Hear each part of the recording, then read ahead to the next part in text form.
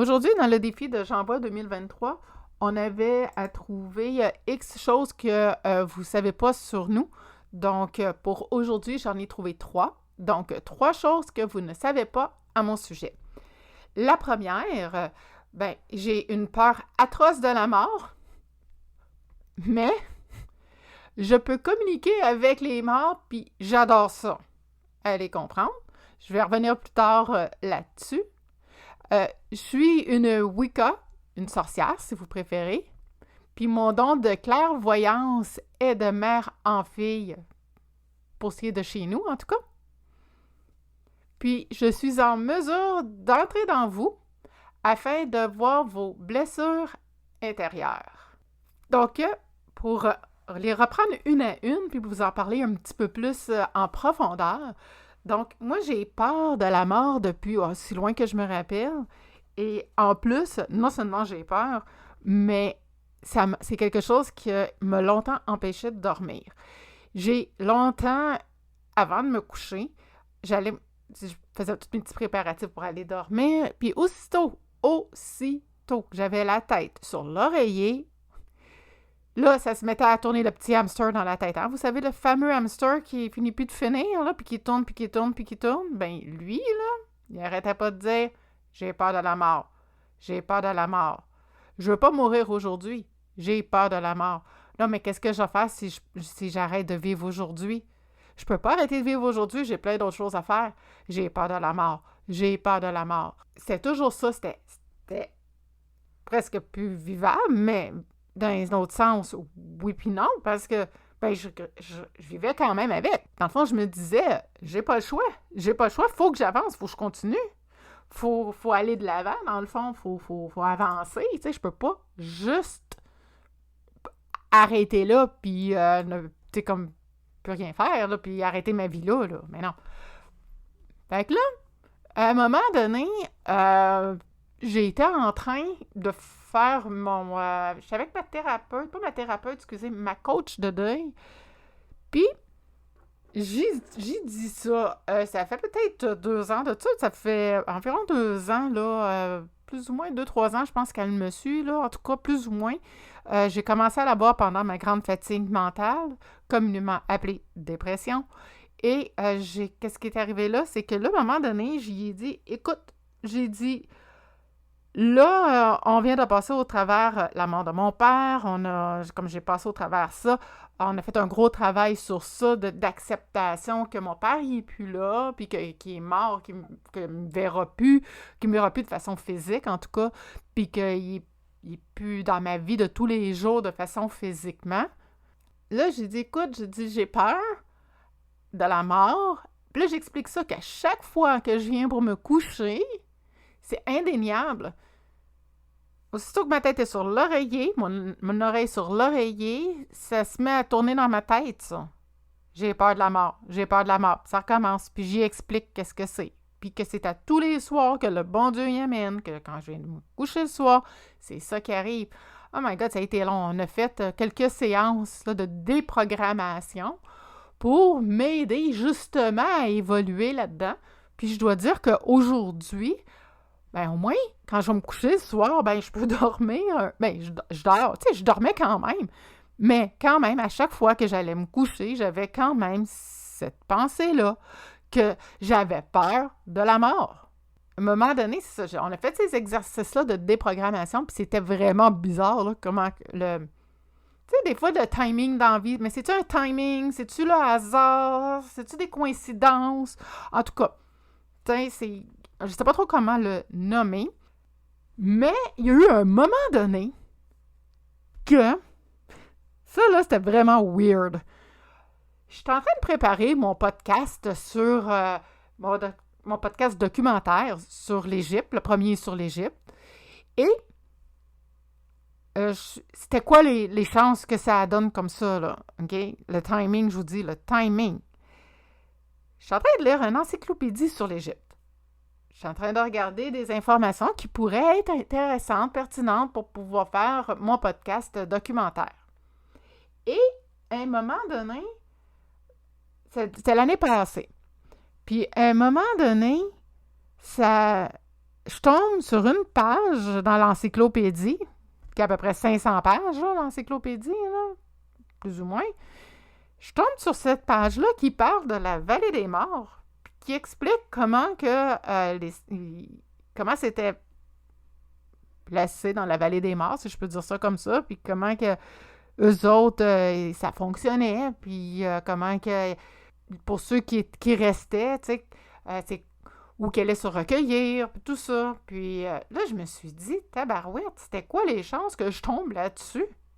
C'était quoi les chances que, dans ma préparation de podcast que je suis en train de faire sur les anciens Égyptiens, que là, je tombe sur la vallée des morts pendant qu'avec ma coach du deuil, je travaille sur ma peur de mourir. C'est hallucinant quand on y pense. On dit qu'il n'y a pas de coïncidence dans la vie. Et c'est ça. Mais le plus drôle, le plus bizarre, vous allez dire peut-être, c'est que ça fait longtemps. Puis là, quand j'y repense, là, ça fait longtemps. Là. Hey, je devais avoir début vingtaine. Puis je sais que je suis capable de communiquer avec les morts. Je le sais. Je l'ai déjà fait. Je m'en rappelle encore. Ça vient de me revenir. J'avais un ami. C'était un ami de mes frères, mais il me considérait comme sa petite sœur. Puis cette personne-là s'était suicidée. Ça m'avait fait vraiment de quoi? Ça m'avait vraiment percuté. Ça m'avait vraiment rentré dedans. C'était la première... Non, c'était pas la première fois, mais j'étais quand même jeune. Puis, tu sais, faire face à un suicide de quelqu'un qu'on adore, c'était un peu difficile. Puis, à un moment donné, j'avais entendu... J'étais début vingtaine, là, 20-21 ans. Puis j'avais entendu dire que si on allumait une chandelle, puis qu'on pouvait faire venir le mort. Là, je me suis dit, je vais m'essayer.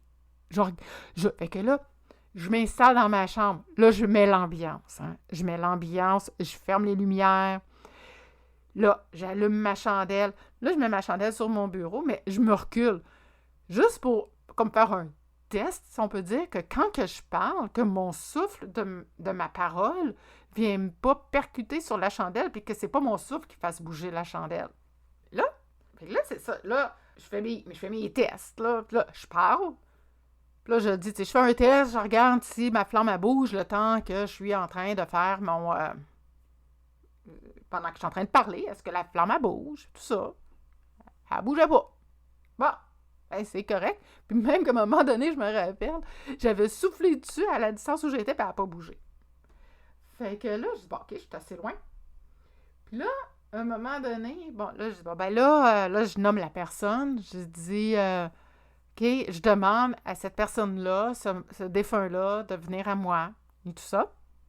Et puis là, j'attends un peu, puis là, je ressens, puis c'est ça qui est particulier, c'est que je peux les ressentir arriver.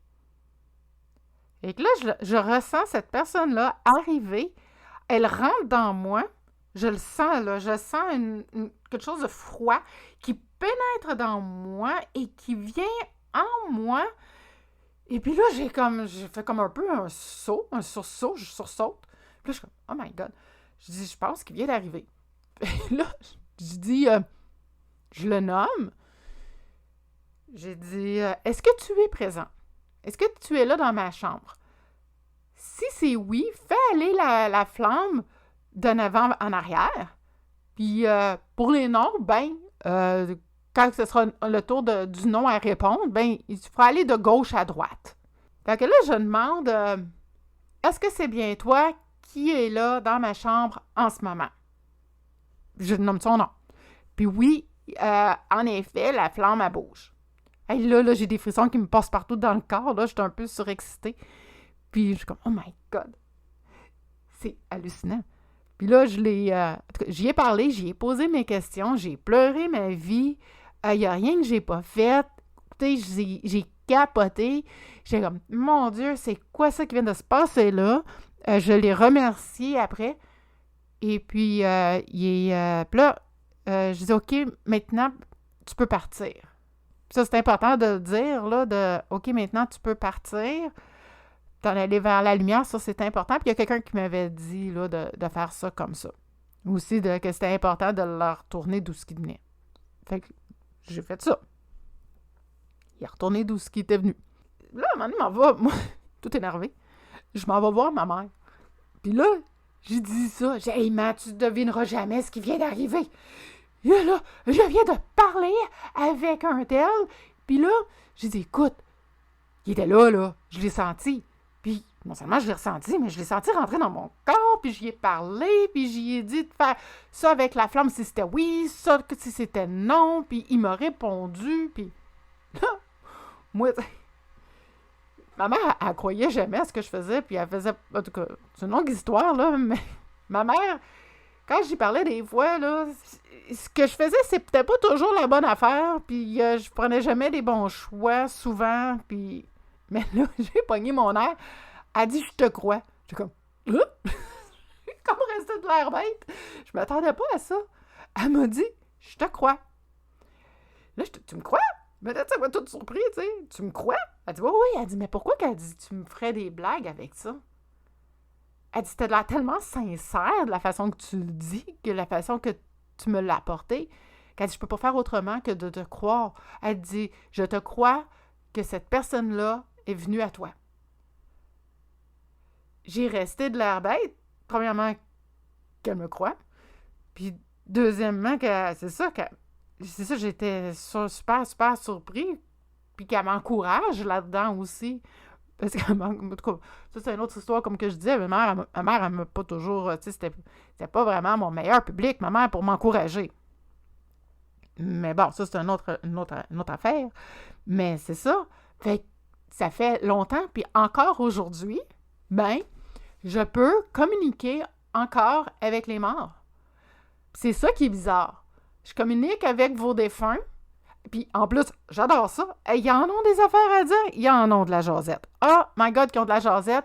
Je les entends, ils viennent à moi, des fois ils rentrent dans moi, pas tout le temps.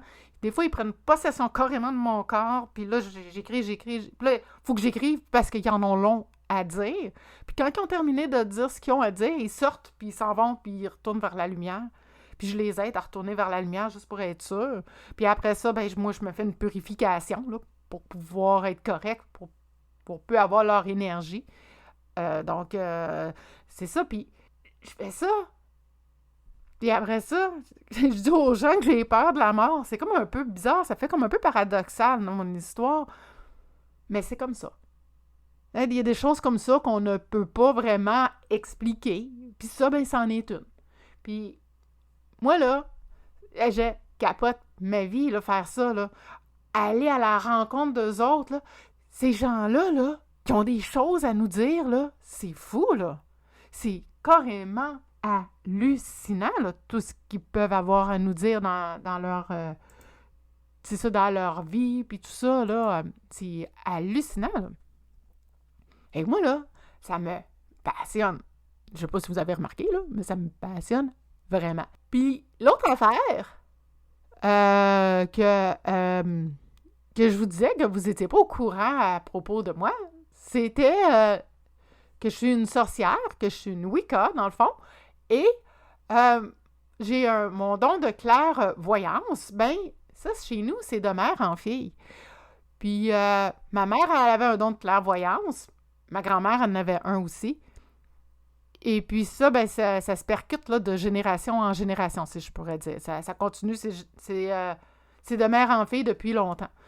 J'ai pas été retournée voir depuis quand que c'était, honnêtement. Ça serait quelque chose d'intéressant à aller vérifier. Mais chez nous, c'est ça, c'est de génération en génération. C'est dans la génération des filles, que je pourrais dire. Puis, il y a à peu près, je pourrais dire, je sais pas moi, 2 ans de ça, à peu près 2-3 ans, ben c'est ça, j'ai quelqu'un qui l'avait comme... était rentré en contact avec quelqu'un avec qui que je parlais, puis elle avait pris possession de cette personne-là avec qui que je parlais, puis elle a commencé à y parler, puis elle a commencé à parler comme au travers de elle. Ça, c'était vraiment bizarre. Et puis là, c'est là que j'ai su que quand que j'avais peut-être 2 ans, 3 ans maximum, que, c'est ça, j'avais mon don de clairvoyance, il était déjà là, c'était déjà visible que j'avais ce don-là. Et puis ma mère me l'avait bloqué d'une manière que je n'ai aucune idée comment qu'elle a fait.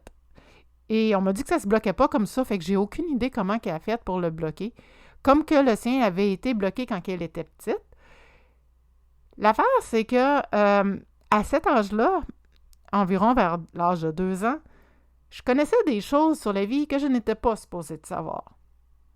Puis là, elle se disait que si du monde était pour s'en rendre compte, qu'il était pour me trouver un petit peu flyée puis un petit peu bizarre ses bords, puis elle, ben, le qu'en dira-t-on des gens, puis de qu'est-ce que les gens vont penser et tout ça, pour elle, ça, c'était très, très, très important. Le paraître, pour elle, c'était très important. Donc, pour éviter tout ça, ben, elle l'avait fermé. Je ne sais pas comment elle l'a fait, comme je vous dis, mais elle avait fait ça. Et puis, je sais que, à un moment donné, pendant cette discussion-là qu'elle avait avec moi pendant qu'elle écrivait, moi, j'y répondais, elle m'écrivait. C'était vraiment bizarre comme rencontre, là. Elle est rentrée dans... Comme je vous dis, elle avait pris possession du corps d'une fille avec qui que je parlais. La fille, elle s'en est jamais... Elle s'en est rendue compte, mais elle disait que c'était vraiment bizarre, là. Elle dit qu'elle avait pu... C'est plus elle qui écrivait, là, c'est quelqu'un d'autre, carrément. Puis c'est ça, c'était ma mère. Puis là, aussi, qu'est-ce que... Ah oui, c'est ça. J'avais perdu le fil de mon idée, désolée. Donc, c'est ça. Dans le fond, elle disait que...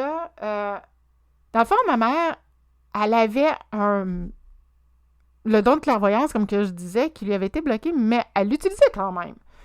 C'est ça que j'ai pu réaliser, puis c'est ça qu'elle disait. Elle dit, tu t'étais pas rendu compte que quand je disais des affaires, ça l'arrivait. Fait que là, moi, je disais, ben oui, je m'en suis rendu compte, mais tu sais, pour moi, c'était ma mère. J'étais petite, même rendue plus vieille. Je pensais pareil, tu sais, c'était ma mère. Ma mère, elle avait la science infuse, puis elle connaissait tout. Puis à chaque fois qu'elle disait quelque chose, ben ça finissait toujours par arriver.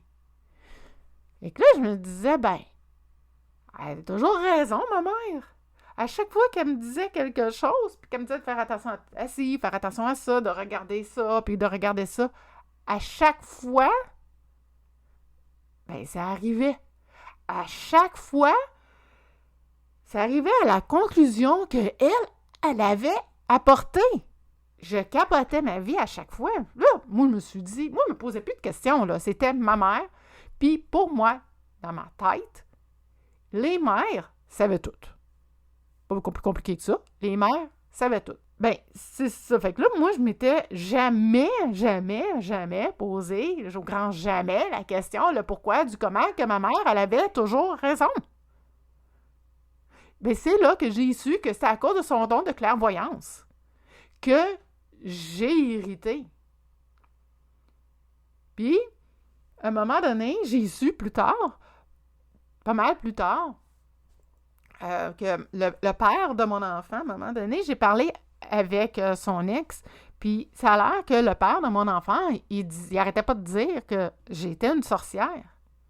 Parce que chaque fois que je disais quelque chose, il dit, chaque fois qu'elle a dit quelque chose, là, ça arrive. Tous les fois.